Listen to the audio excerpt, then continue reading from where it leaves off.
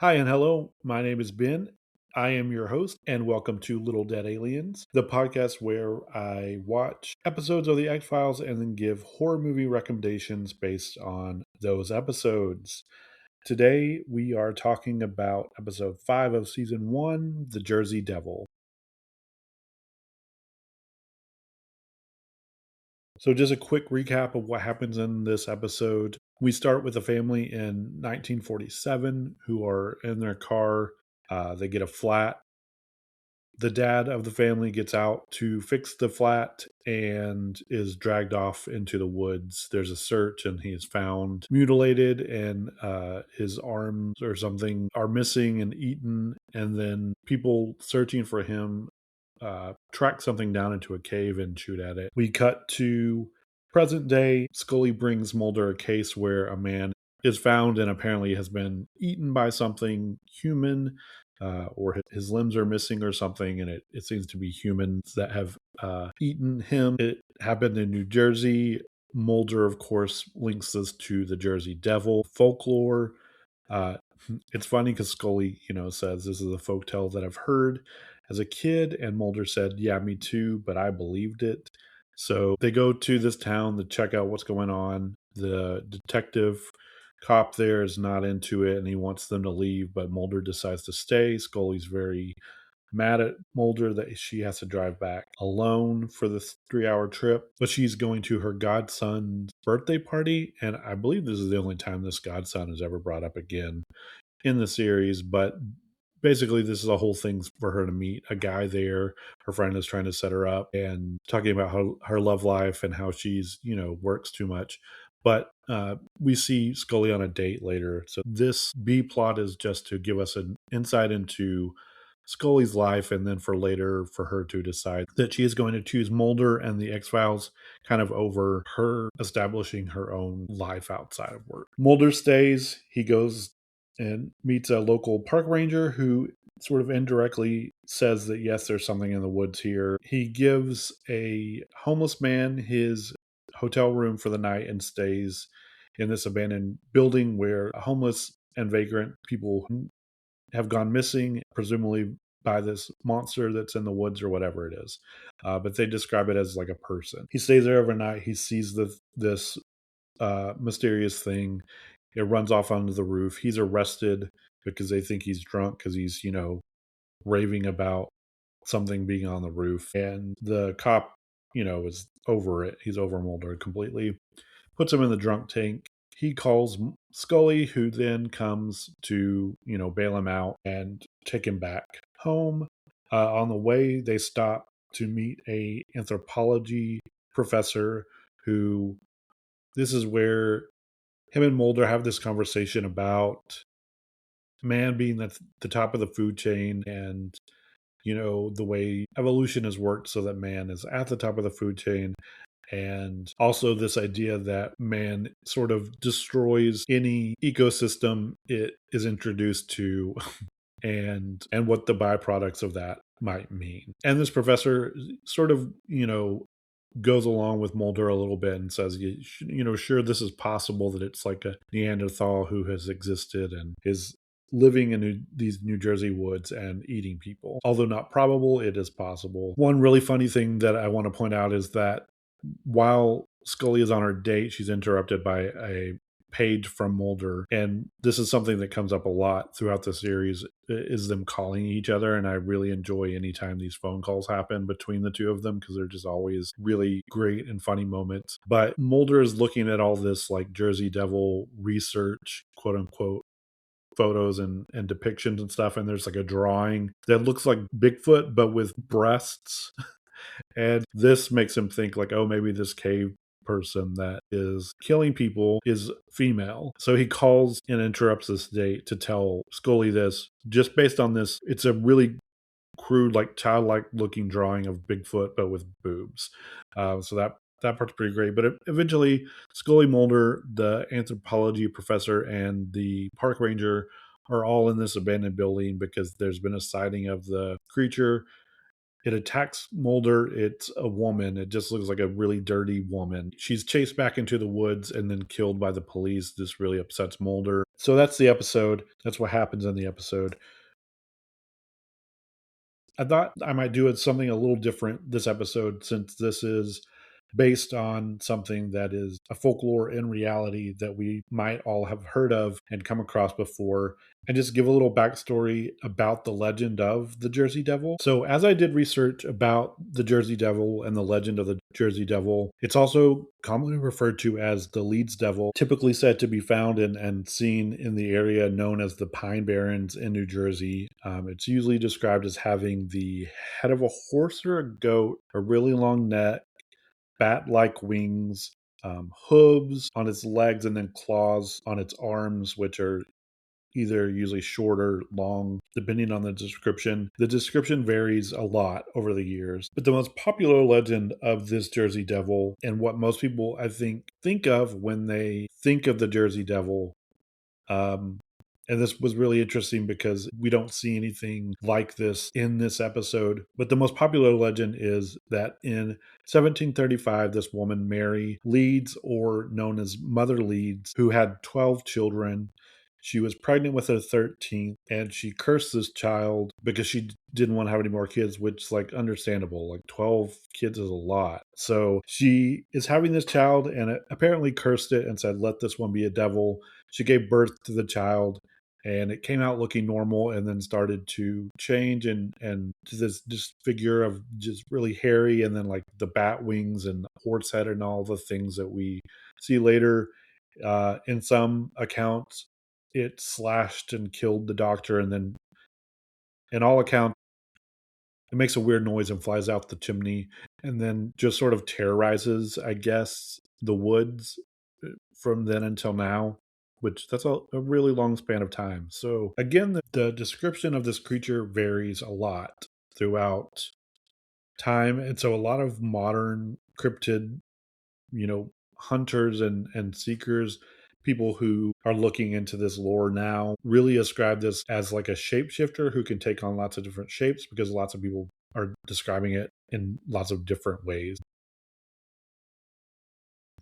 Reading this story and finding out about this story and what this legend is really surprised me, because in my head, every time I heard about the Jersey Devil, which I have heard over and over throughout the years, but in my mind, I didn't know much about it, but I always just assumed that it was like this, like Looney Tunes Tasmanian devil type creature that more resembled, like, the feral Meowth that you see in Pokemon.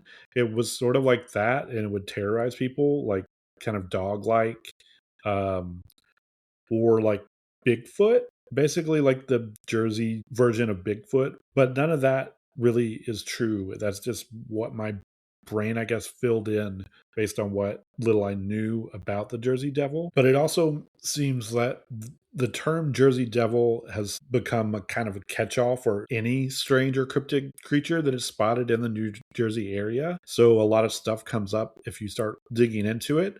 So I was kind of right, but not really. It also does include a Bigfoot-like creature, which, as far as I could find, the sort of stories and sightings of this more Bigfoot-like creature that more resembles what we see in this X-Files episode. So this legend, which began in the late 1920s, is the legend of a wild man, which is often described as a big hairy man without any clothes, which sounds great. But uh, at one point, a 15-year-old boy said that the wild man rushed at him from the woods, slashed the tires on his bike, and then chased him off. A lot of this seems to lean towards the idea that this wild man was someone who had escaped from a mental asylum. He was said to, run really fast, faster than a human. He was sometimes attributed with features similar to gorillas or orangutans. Um, so very like primate in some instances. He's referred to as the Salem Wild Man, which honestly is a much cooler name than the Jersey Devil to me. So what's really funny to me is that someone in the Leeds area in 1927 wrote a newspaper article saying that the real Jersey Devil was, the horse bat dragon thing, and that they wouldn't believe in the wild man of this other area, and just sort of urging other people who lived in New Jersey to like not think about or give any credit to the wild man version of the New Jersey Devil, because they already had a devil and it was this weird horse bat thing.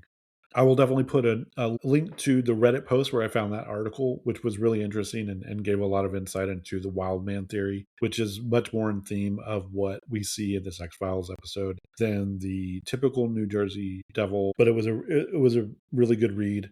Um, so that's sort of the history of this folklore about the Jersey Devil.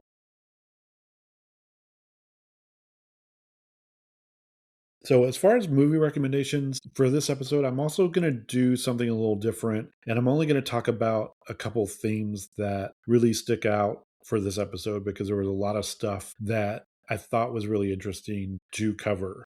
And all of the tropes that I see in this episode, sort of like a wild man, something that's human but not quite, and the styles and vibes of like maybe the abandoned buildings or stuff. There's not a lot to go on there. So I just wanted to stick to a couple themes that stood out in this episode. The first being the idea of like human evolution and the idea that we as humans sort of do this self destructive thing where we just kind of destroy the planet that we live on, and our only resource, but we, through self-destructive means and our evolution advances as a species, also just leads to this inevitable destruction.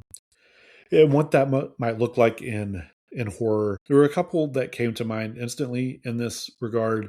The first being 28 Days Later. I think this is a good one because while it is essentially like a zombie film, what we're seeing is that the virus that has sort of created these monsters, these zombies that are really fast and just brutal, is what they call the rage virus, which is just this idea that like the culmination of like human existence boiled down to this rage that just makes people monsters. And thinking about that as like the next evolutionary step of humans and like what we could become if we allow ourselves to be these just feral things is really interesting to me. This movie, is great. It's from 2002. Most people have probably seen it, but if you haven't, it's really great. And the time of recording this, the new movie, 28 years later, that new trilogy is coming out. So seems very on brand at this moment. The next that came to mind was The Happening from 2008.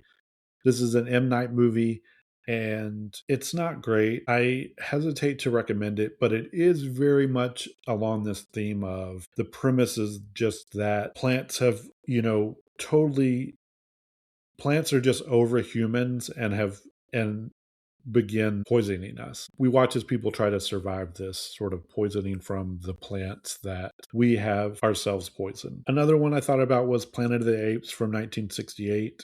Most people have probably seen this and see the correlation between this idea of like evolution and where man might lead to its own destruction. Um, it just felt very fitting. If you haven't seen the Planet of the Apes, it's a classic for a reason. There are a bunch of movies in this series, so you can watch them if you sort of get that hankering from watching the Jersey Devil episode. The next I wanted to talk about is Mimic from 1997. In this movie, the premise is that there's a sickness, and these scientists have sort of modified these bugs so that they can get a cure for the sickness. And then those bugs have mutated, and they have somehow evolved tens of thousands of years in like 3 years, and they can now mimic human beings. So again, this idea of like humans and our own hubris and trying to create this thing in like evolution, and they then turn on us and are killing us. It's this monster that can look like humans. There's also species from in this movie. Humans have received this message from aliens that include alien DNA and the information on how to splice that into human DNA, which then makes this hybrid alien woman creature. I watched this pretty recently within the last few years, but it was really good, and it's more action than horror, thriller, but it is a decent movie. And again, there are several in this series. I watched all of them, and they get progressively worse. But it's not a bad way to spend your time. I enjoyed Species from 1995 more than I expected to. The next one I wanted to talk about is The Bay from 2012. This is a found footage movie where pollutions have contaminated a bay. And this is sort of the footage that what we're not supposed to see of what happens, these monsters based on that contamination. I don't want to give too much away, but yeah, this is a really good found footage movie, which is about this kind of idea of humans destroying the ecosystem around them to the point that it fights back and becomes a problem. This next one is one that came up in my research that sounded really interesting, and I put on my to watch list but haven't seen yet. It's from 1971. It's a documentary called The Hellstrom Chronicle. Let me know if you've seen this already. But this is about a scientist named Hellstrom. He is talking about insects and how they can adapt and survive um, in radioactive environments, and the environmental damages that humans are creating to the planet, and how and these effects that we are creating might harm and kill us, but it's not going to harm these insects. So it's sort of about this idea that our own self demise might end in these insects taking over. Again, this is from 1971. The footage I watched in the trailer, like it's very 70s. But it's just interesting to me that this idea has been around for so long, and I'm really interested in watching this. And definitely let me know if you've seen it and what you think about it. And finally, all of the stuff that I've mentioned so far is really heavy. So I wanted to just kind of give some ideas that are a little more fun and not as heavy. Um, if I'm thinking about the idea of like human evolution and like our advances and what that means in terms of like things that can kill us, the big answer and the big thing that we are all thinking about right now is definitely AI. And there are tons of AI horror that have been coming out in the past few years. And I didn't really want to focus on that. I wanted to focus on a movie called Y2K from 2024. I really love this movie. It's set on New Year's of 1999. Of course, we all know about the Y2K panic, but in this movie, the panic is real.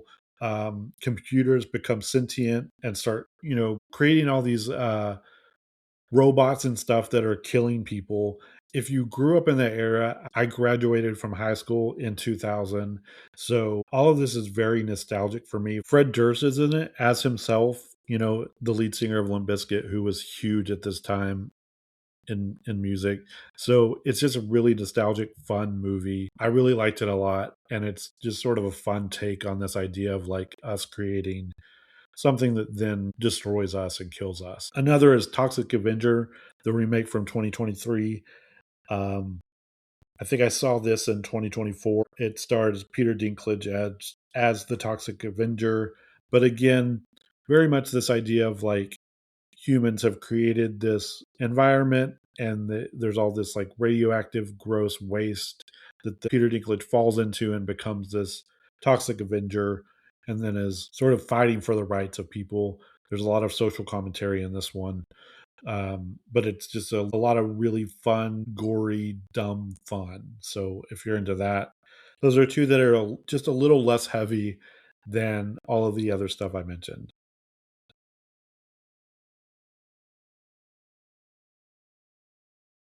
So the next big thing I want to talk about is the obvious theme of like folklore and what that means. We see Mulder and Scully are even talking in the beginning about their Jersey Devil and referring to it as this like folk tale that they have both heard since they were kids. So I just wanted to talk about, urban legends and what that means, and how we see that in horror. The first one I have to mention is The Last Broadcast from 1998.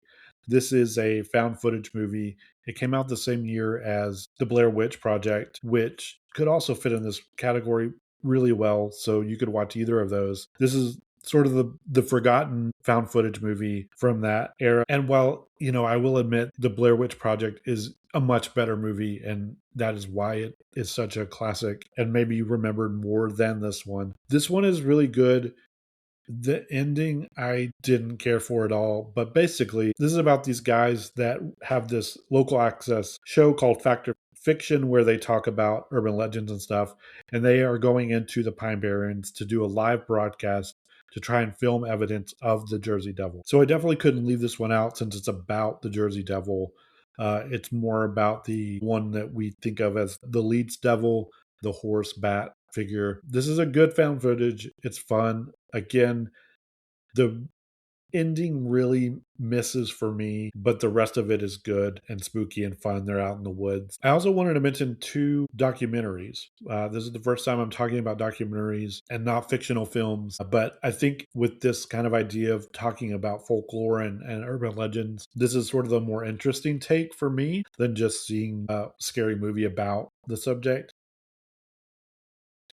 The first I wanted to mention is Cropsey from 2009.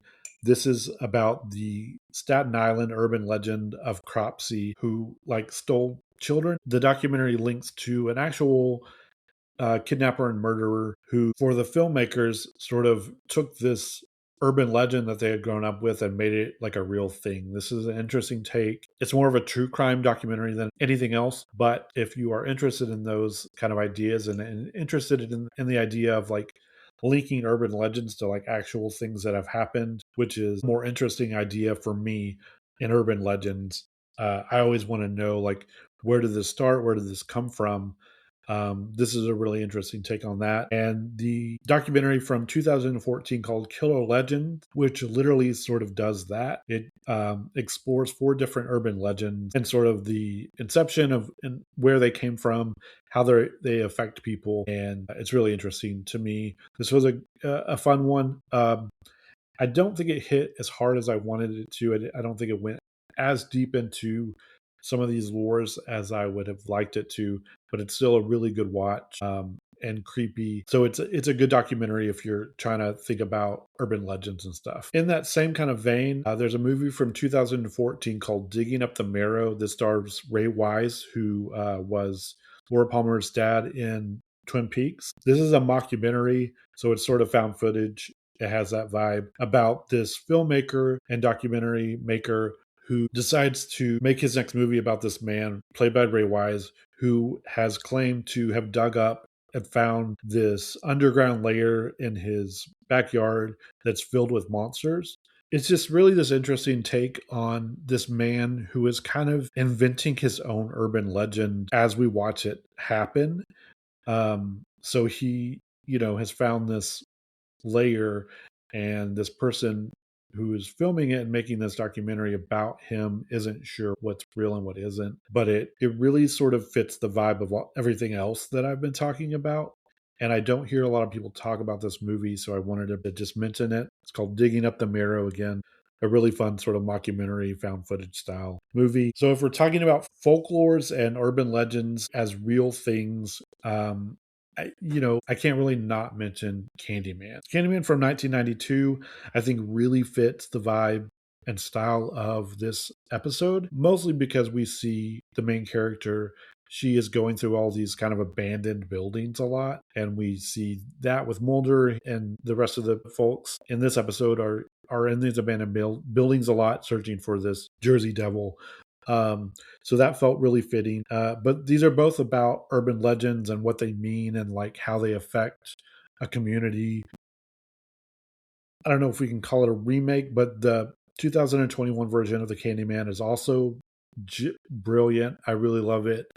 So either of these, uh, if you watch the other two sequels to Candyman from 1992, there is a lot there about urban legend and how it's built and what the foundations of an urban legend.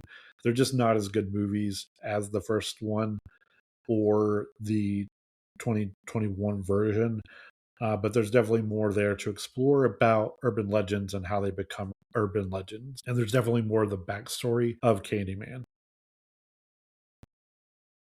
Another one I had to mention is The Burning from 1981. So, and this is like a summer camp slasher.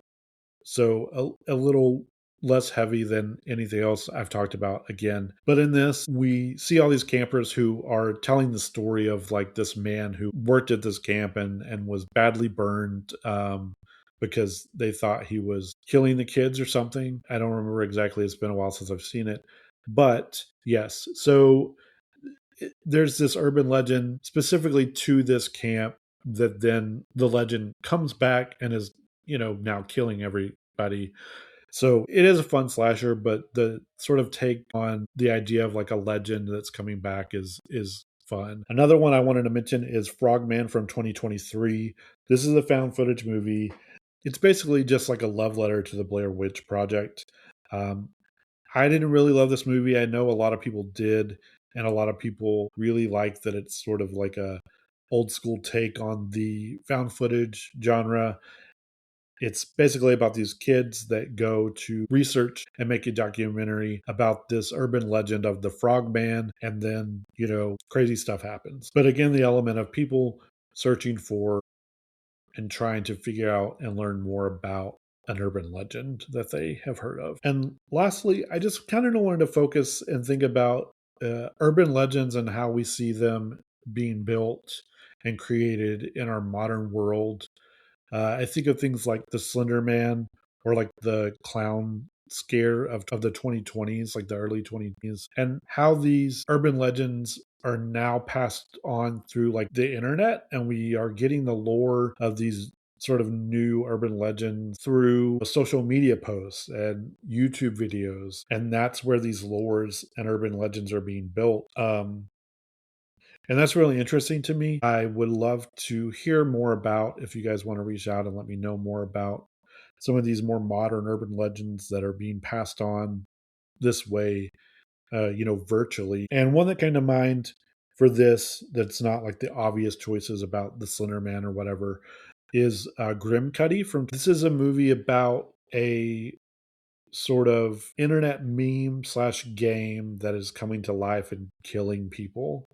So all these teens are doing this game and this meme, and it becomes real and it's actually killing people. And I think it's just, while it's not the best movie, it is a good like popcorn put on a Saturday night and just watch a dumb movie. It is more that kind of horror than anything else, but it is an interesting idea on what is urban legend now. And we see those urban legends through memes and through these kind of viral videos and things like that. And that's where these scary stories are now being told. If you think of things like Reddit, creepypasta, and stuff like that, that's sort of the modern take on urban legends. And this does it in a way that's really interesting and fun. So yeah, again, that's Grim Cuddy from 2022. And the last thing I wanted to mention is a podcast that you might already know. It's called American Hysteria. The host is Chelsea Weber Smith. She's really great.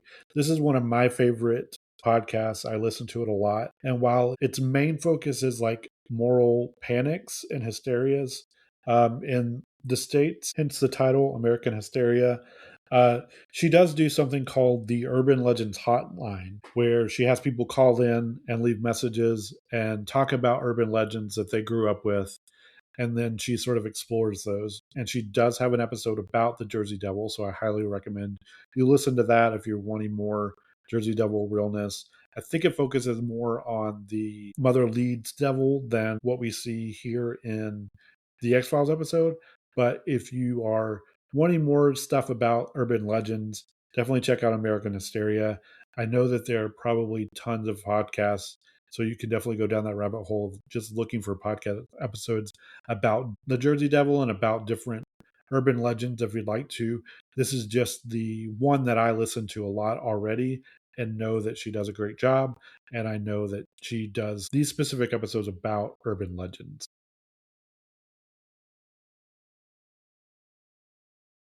All right. Well, thank you so much for listening to this episode of Little Dead Aliens. I know it was a little different than what I have done in the past. This is a new podcast. This is, the fifth episode, and I am learning and trying to figure out what works and what doesn't. So your feedback is always welcome, but this sort of felt right for this episode, the Jersey Devil episode. I wanted to kind of experiment and try something out, just sort of giving some background about the urban legend, since it's something that exists in our real world. I hope you enjoyed it. Please find me on social medias. I'm on Instagram, Blue Sky, mostly as at Little Dead Aliens. You can email me at littledeadaliens@gmail.com. As always, you can find me at glitterjaw.com, the queer podcasting collective I am proud to be a part of, and I hope you have a good rest of your day.